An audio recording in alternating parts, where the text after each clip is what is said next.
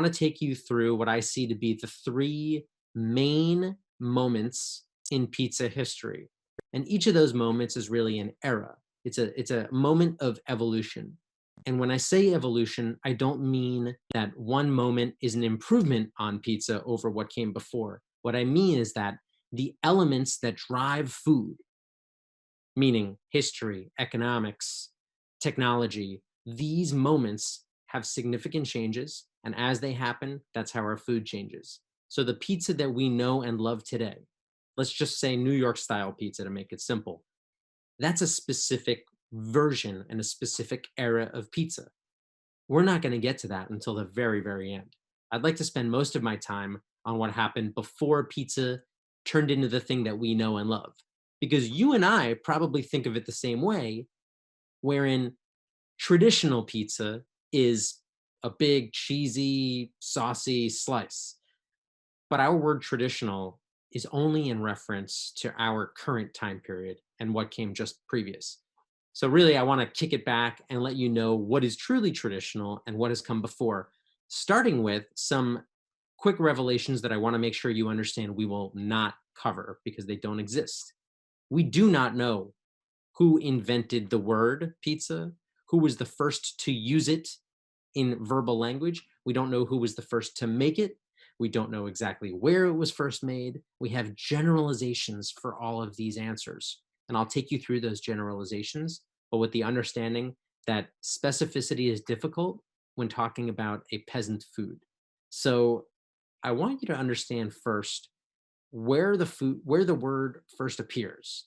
And when I say there's no verbal beginning for the word, there is absolutely a written beginning for the word. And the first time that this word appears in writing is in the year 997.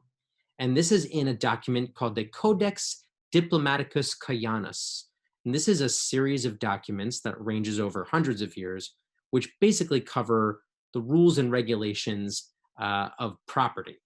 And Gaeta, Italy is the location for where this particular reference occurs. Gaeta is just north of Naples, Italy, just south of Rome, Italy. And the document essentially confirms that residents of a certain area owe the local bishop 12 pizzas on the occasions of both Christmas and Easter. Great.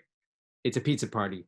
Sounds wonderful. Not traditional Easter and Christmas meals for what we're concerning, but we need to understand that it's highly, highly, highly unlikely that the pizzas described in the Codex Diplomaticus Caianus of 997 AD in Gaeta, Italy, that they describe the food that we eat today and that we call up Domino's, God forbid, and order from them.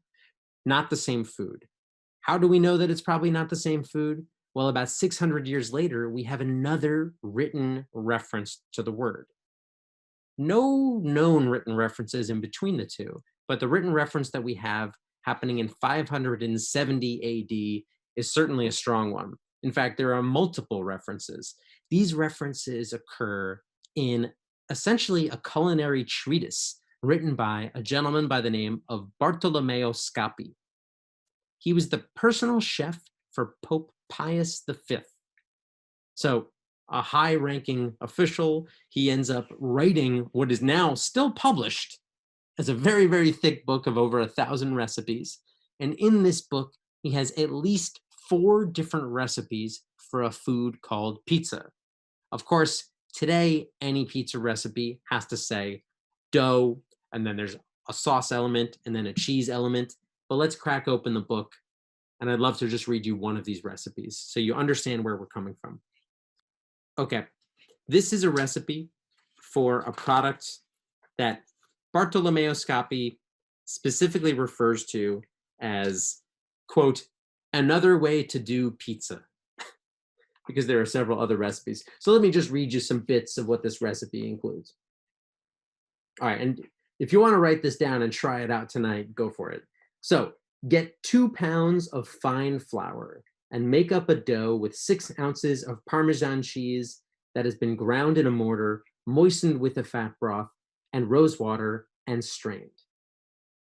Add in 3 ounces of sugar, 6 egg yolks, 3 ounces of breadcrumbs soaked in fat broth, half an ounce of cinnamon, half an ounce of cloves and nutmeg together.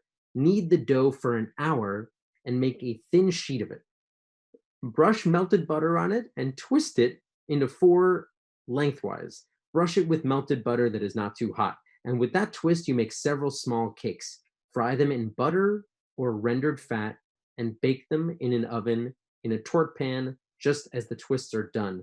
Serve them with hot sugar over the tops.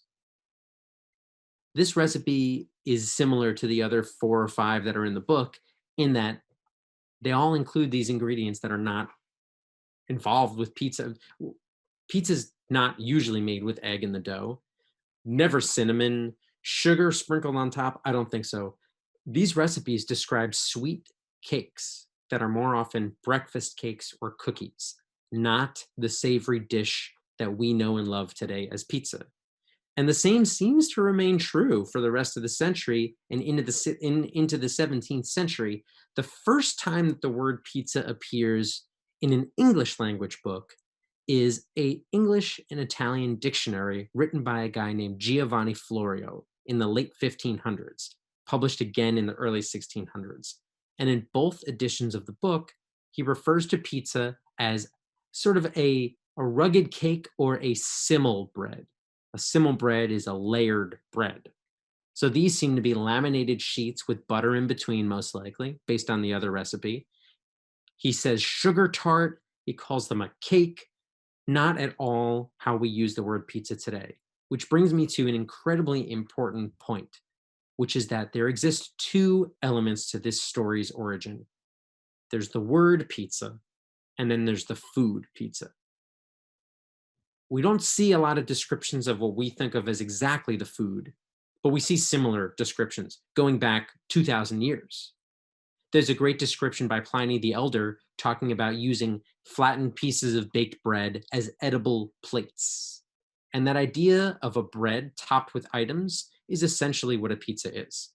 But I will say that there is a major difference, and this is when you bake and when you top the product. A flattened dough that is topped and then baked is a pizza. A flattened dough that is baked and then topped is a flatbread. Flatbreads have existed since ancient times. It's nothing new. But the idea of a pizza, specifically the pizza that we know and love today, that's something from southern Italy. And this is where any discussion about the origin of pizza must begin, which is why the first moment, the first era of modern day pizza evolution is what I would refer to as the Neapolitan period. It happens in Naples, Italy, and this is a significant moment and a significant location because the word pizza was in use throughout Italy. It just didn't refer to what we use it for today. Just in the same sense, similar foods exist under different names all around Italy because we have to remember that Italy today is one country. It's one landmass. And that landmass of Italy, right up until the 1860s and 1870s, was a series of city-states that were disconnected, connected physically, but disconnected culturally. So the money, the language, the food was different from one to the other. So that first time I went to Italy when I was 15 years old with my high school's Latin honor society group, we went to Florence and I had to eat pizza because I'm a huge pizza fan. And I was let down. It's not the pizza that I knew growing up in the suburbs of New York City. What I grew up understanding was a derivative of Neapolitan pizza. And this is where our story really begins in Naples. And I'm sure some of you have family in Naples. Maybe you were even born there. Maybe you even grew up there. And some of the things that I have to say about Naples are sometimes hard to talk about because Naples has never been the most highly respected city in Italy. In fact, it was almost a game for travelers to write about how disgusting the city was. And that being said, it's absolutely without a doubt my favorite place to travel in the world because it's a modern city built on an ancient city, which is built on an even more ancient city. And we have to talk about how Naples came to be to even understand how pizza came to be.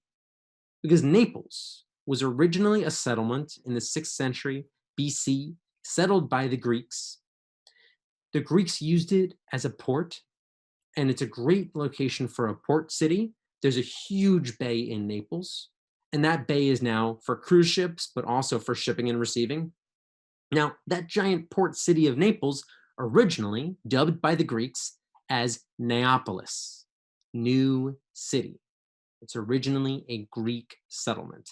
And that will become important as we start to see how the word pizza and the modern food pizza come together. So, once again, Naples is what we talk about with pizza. We do not discuss pizza as an Italian food. That's too much of a generalization. We really talk about it as a Neapolitan food.